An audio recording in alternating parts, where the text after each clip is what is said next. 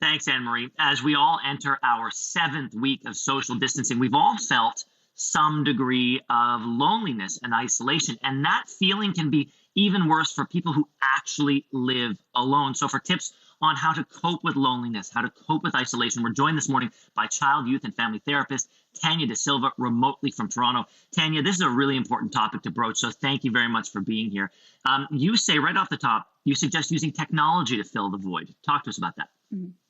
Yeah, so that's something we've definitely been encouraging. And we're asking families and individuals to use things like Zoom, FaceTime, but we're also going a little bit further with that, where we're asking them to use video. Video is really helpful because we're able to see people's body language. We're able to see their facial, facial tells and really pick up on what they're feeling. So that helps us feel more connected.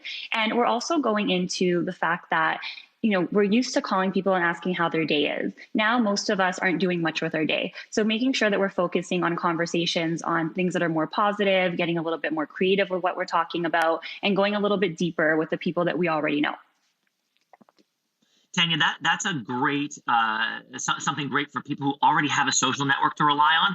But what about people who really, truly are isolated, who don't have that network of support?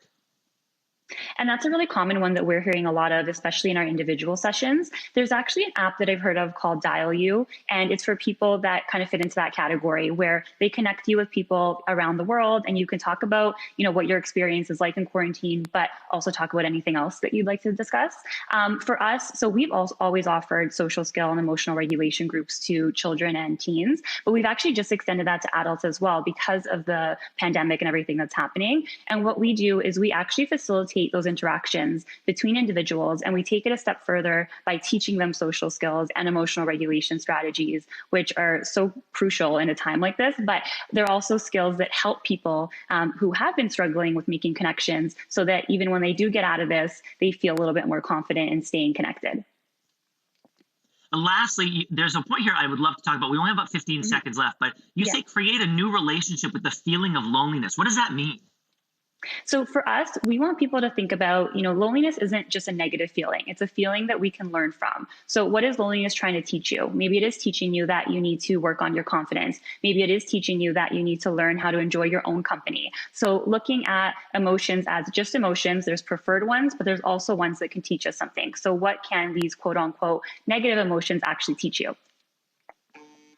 Tania, thank you so much. Really vital information. We appreciate it. Thanks so much. All right, we're going to throw to break. When we come back, some much needed good news.